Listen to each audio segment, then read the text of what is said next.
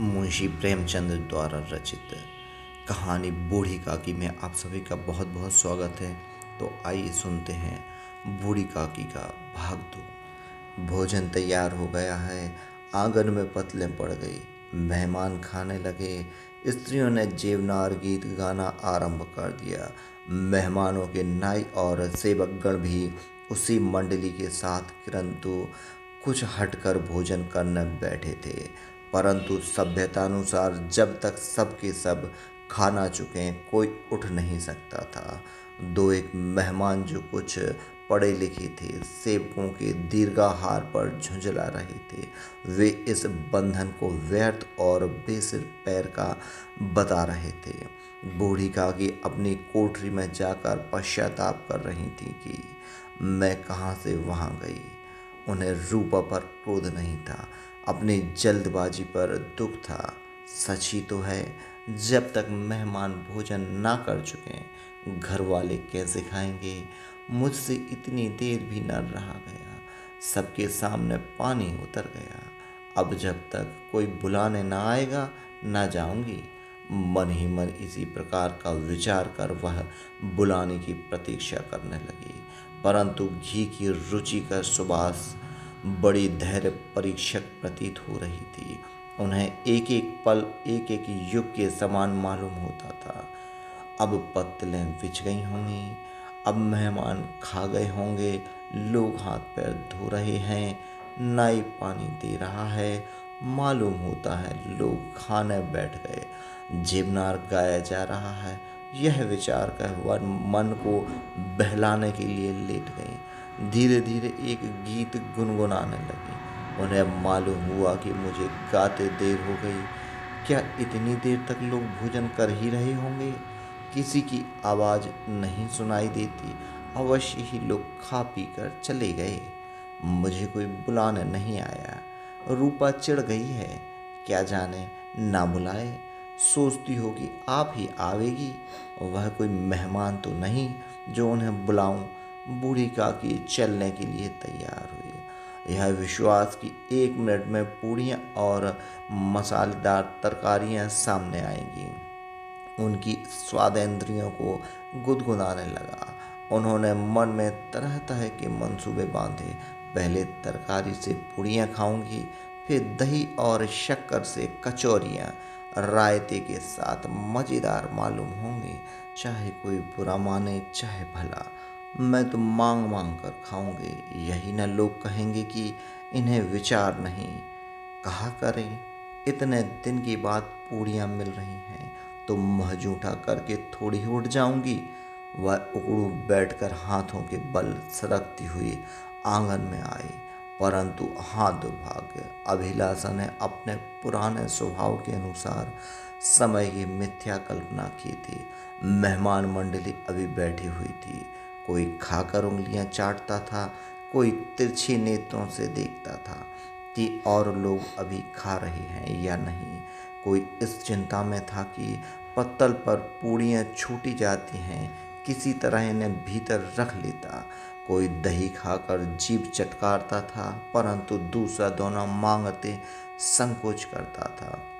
इतने में बूढ़ी काकी रेंगती हुई उनके बीच में जा पहुंची। कई आदमी चौंक कर उठ खड़े हुए, पुकारने लगे, अरे यह बुढ़िया कौन है? यह कहाँ से आ गई? देखो किसी को छू ना दे।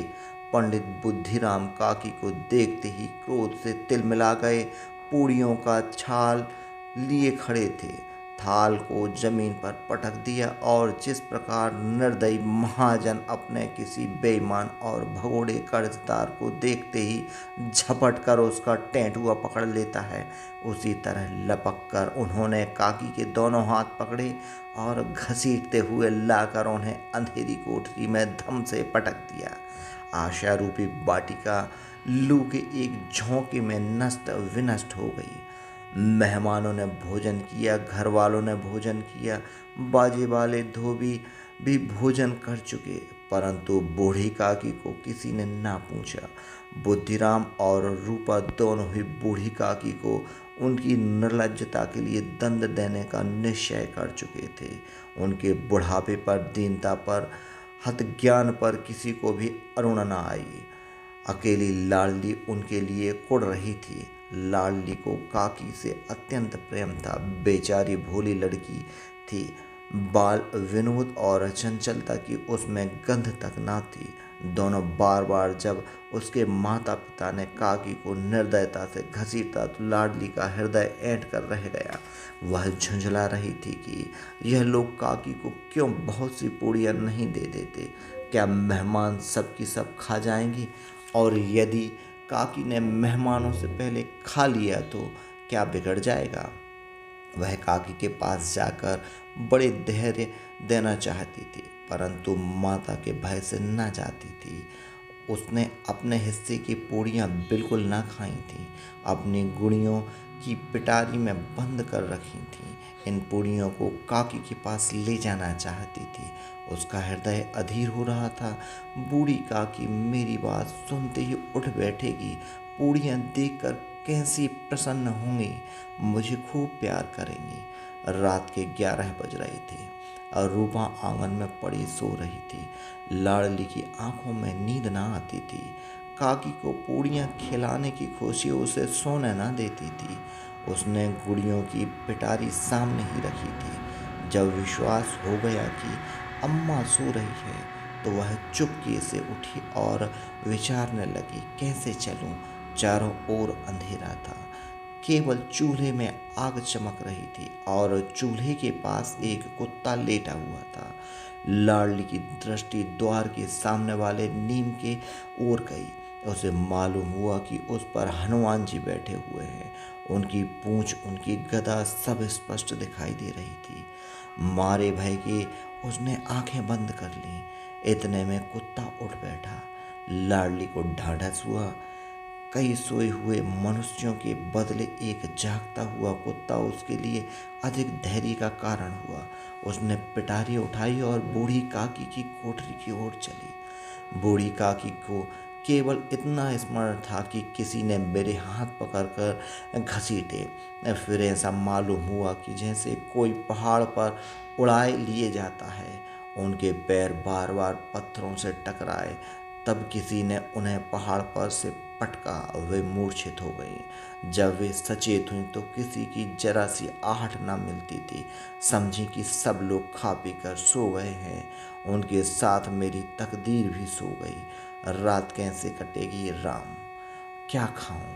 पेट में अग्नि धधक रही है। हाँ, किसी ने मेरी सुधि नहीं दी। क्या मेरा पेट काटने से धन जुड़ जाएगा? इन लोगों को इतनी भी दया नहीं आई कि न जाने बुढ़िया कब मर जाए, उनका जी क्यों दुखावें। मैं पेट की रोटियां ही खाती हूँ कि और कुछ।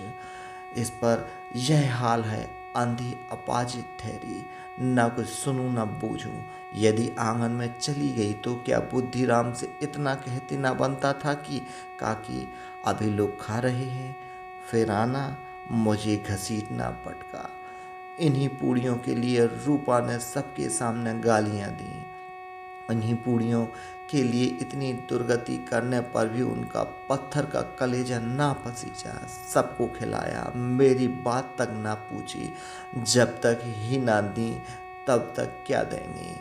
यह विचार कर काकी निराशामय संतोष के साथ लेट गई। ग्लानि से गला भर भर आता था, परंतु मेहमानों के भय से रोती ना थी। सहसा उनके कानों में आवाज आई, काकी उठो, मैं पूड़ियाँ लाई हूँ। काकी ने लाडली की बोली पहचानी। चटपट उठ बैठी। दोनों हाथों से लाडली को टटोला और उसे गोद में बैठा लिया। लाडली ने पूड़ियाँ निकाल कर दी। काकी ने पूछा, क्या तुम्हारी अम्मा ने दी हैं? लाडली ने कहा, नहीं, यह मेरे हिस्से की हैं। काकी पूड़ियों पर टूट पड़ी। 5 मिनट में पिटारी खाली हो गई। लाडली ने पूछा, काकी पेट भरा गया? जैसी थोड़ी सी वर्षा ठंडक के स्थान पर और भी गर्मी पैदा कर देती है, उसी भांति इन थोड़ी पूड़ियों ने काकी की क्षुधा और इच्छा को और उत्तेजित कर दिया था। बोली, नहीं बेटी, जाकर अम्मा से और मांग लाओ। लाडली ने कहा, अम्मा सोती है, जाऊंगी तो मारेगी। काकी ने पिटारी को फिर टटोला। उसमें कुछ खुरचन गिरे थे, उन्हें निकाल कर वे खा गई। बार बार होंठ चाटती थीं, चटखारे भरती थीं। हृदय महसूस रहा था कि और पूड़ियाँ कैसे पाऊं। संतोष सेतु जब टूट जाता है तब इच्छा का बहाव अपरिमित हो जाता है। मद वालों को मद स्मरण करना उन्हें मदांध बनाता है। काकी का अधीर मन इच्छा के प्रबल प्रवाह में बह गया। उचित और अनुचित का विचार जाता रहा। वे कुछ देर तक उस इच्छा को रोकती नहीं। सहसा लाडली से बोली, मेरा हाथ पकड़कर वहां ले चल जहां मेहमानों ने बैठकर भोजन किया है। लाडली उनका अभिप्राय समझ न सकी। उसने काकी का हाथ पकड़ा और ले जाकर जूठी पत्तलों के पास बैठा दिया। दीन क्षुधातुर हत ज्ञान बुढ़िया पत्तलों से पूड़ियों के टुकड़े चुन चुन कर भक्षण करने लगी। ओह, दही कितना स्वादिष्ट था, कचौड़ियाँ कितनी सलोनी, खस्ता कितने सुकोमल। काकी बुद्धिहीन होते हुए भी इतना जानती थी कि मैं वह काम कर रही हूँ जो मुझे कदापि न करना चाहिए। मैं दूसरों की जूठी पत्तल चाट रही हूँ। परंतु बुढ़ापा तृष्णा रोग का अंतिम समय है, जब संपूर्ण इच्छाएं एक ही केंद्र पर आ जाती हैं। बूढ़ी काकी में यह केंद्र उनकी स्वादेंद्रियां थीं। ठीक उसी समय रूपा की आंखें खुली। उसे मालूम हुआ कि लाडली मेरे पास नहीं है। वह चौंकी, चारपाई पर इधर उधर ताकने लगी कि कहीं नीचे तो नहीं गिर पड़ी। उसे वहां ना पाकर वह उठी तो क्या देखती है कि लाडली जूठी पत्तलों के पास चुपचाप खड़ी है और बूढ़ी काकी पत्तलों पर से पूड़ियों के टुकड़े उठा उठा कर खा रही है। रूपा का हृदय सन्न हो गया। किसी गाय की गर्दन पर छुरी चलते देखकर जो अवस्था उसकी होती, वही उस समय हुई। एक ब्राह्मणी दूसरों की जूठी पत्तल टटोले, इससे अधिक शोकमय दृश्य असंभव था। पूड़ियों के कुछ ग्रासों के लिए उसकी चचेरी सास ऐसे पतित और निकृष्ट कर्म कर रही है। यह वह दृश्य था जिसे देखकर देखने वालों के हृदय कांप उठते हैं।